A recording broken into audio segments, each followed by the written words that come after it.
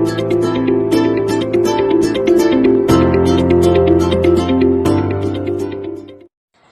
afternoon, ma'am. I'm Rochelle Sangalang and I'm your student nurse for today. So for today, we're going to assess your head, neck, ears, eyes, and nose. So before performing and assessing the head to neck, I already sanitized my hand and perform hand washing. So we're going to assess the hair and scalp. By inspecting the hair, ma'am, could I touch your hair? Do you have any pain touching about hair? The length of the hair is below the waist. The color is black. The distribution is totally normal. The hair lines and the characters of the hair. There is no lesions. There's no dandruff. There is no lice, and the hair is soft to touch. The head of my patient is totally normal. There is no presence of infection.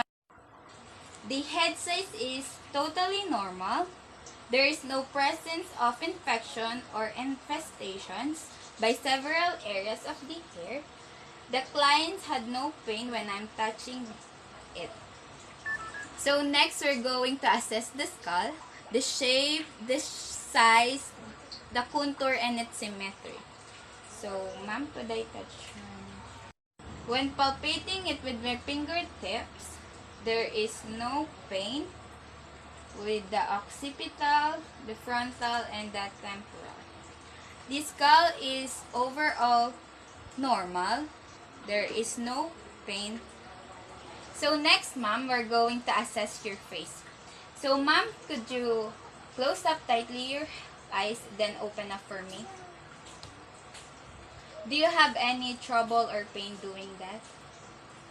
The patient had no trouble opening and closing of her eyes. So, ma'am, could you frown for me? Could you smile? Could you wrinkling your forehead?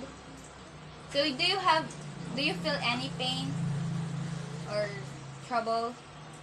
The patient had no trouble doing these facial movements. And so next, I'm going to assess the parts of her eyes. First, the eyebrows.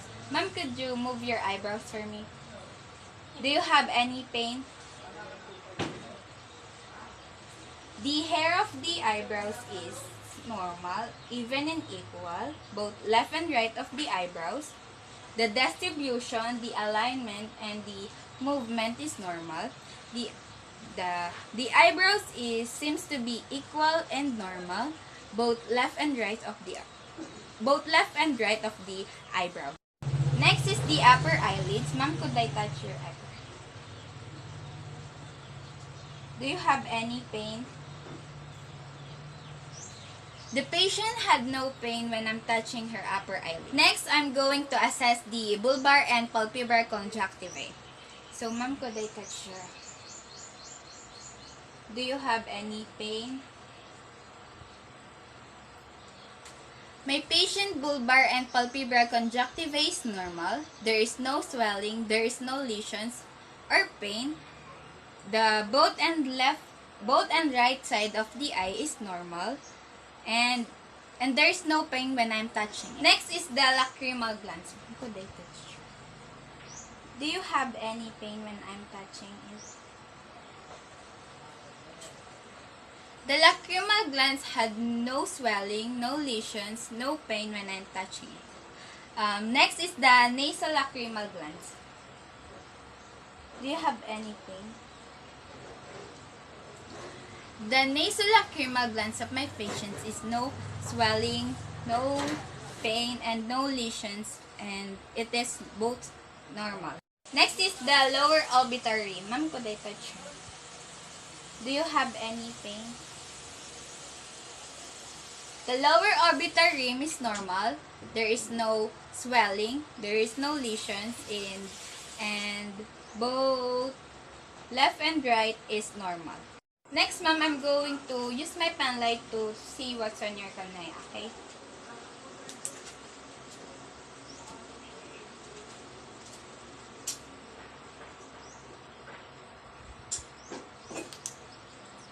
The cornea is totally normal. There is no abnormalities. The both left and right of the eye is normal. There is no pain when I'm using my pen light to see what's on her. The color of the eyes is brown. The size and symmetry is both left and right is normal. There is no abnormalities, there is no pain, and there is no swelling. So next, ma'am, you're going to cover your right eye. Then you will focus on my nose. Then I will use my pen light.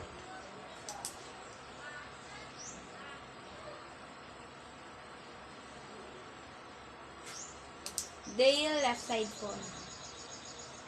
And then you focus my nose.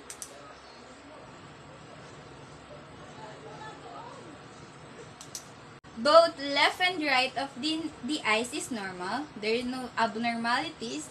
And there is no pain. So, ma'am, you are going to do the 6 primary movements of the eye. So, you will see what you nose.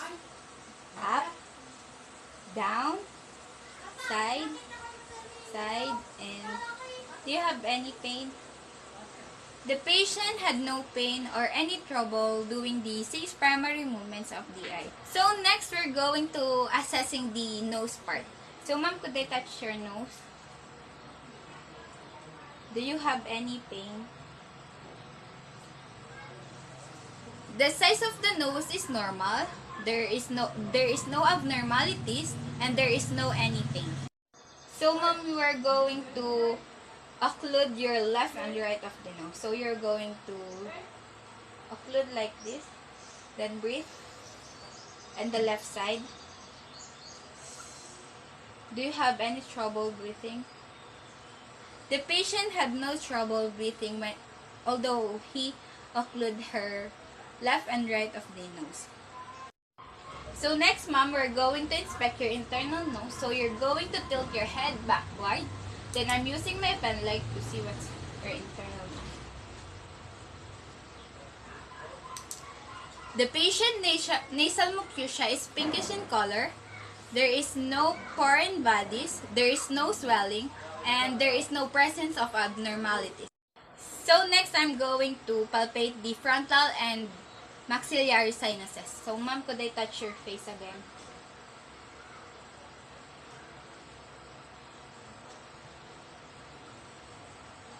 Do you have any pain? The patient had no pain both left and right of the frontal and maxillary sinuses, and there is no swelling. So next, we are in the part of the ears. So ma'am, I'm going to touch your ears. So do you have any pain about here?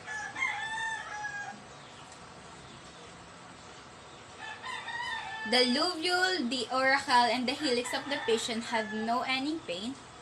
The size, the shape, and the position, both left and right, is normal. So, I don't have any otoscope, so that I'm using my pen light to see the internal part of your ears.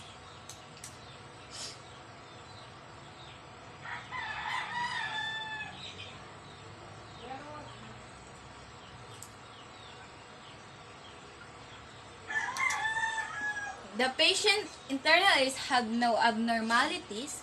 There is no foreign bodies. There is wax enceruments that is totally normal in the patient. So next, I don't have any tuning fork, so that I will use my finger to create sounds for my patients. So ma'am, you are going to say to me if you have hear sounds, okay? So I will cover your right ear. So this. The right side.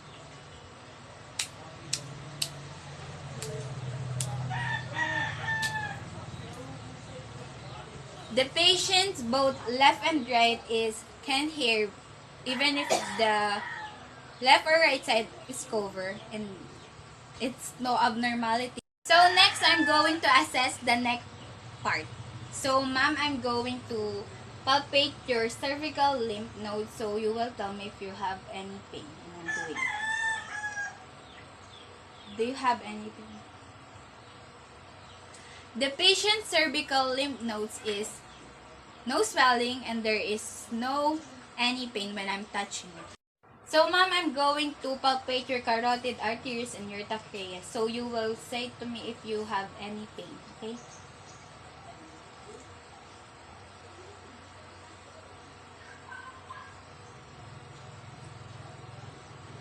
The carotid arteries and trachea had no swelling or no abnormalities and there is no any pain.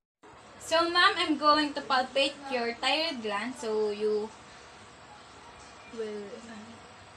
Do you have any pain? The thyroid gland had no abnormalities. The patient had no pain or any enlargement of her thyroid gland. So, ma'am, you're going to touch your chin with your chest. Then you will sideward and your backward and front. Do you have any pain? The patient had no trouble moving back, sideward, front, and back of the neck. There is no trouble, no pain, and she can easily move it. The patient's head to neck assessment is totally normal. There is no abnormalities, dislocations, or any infections within the head to neck of my patients, and the overall is totally normal.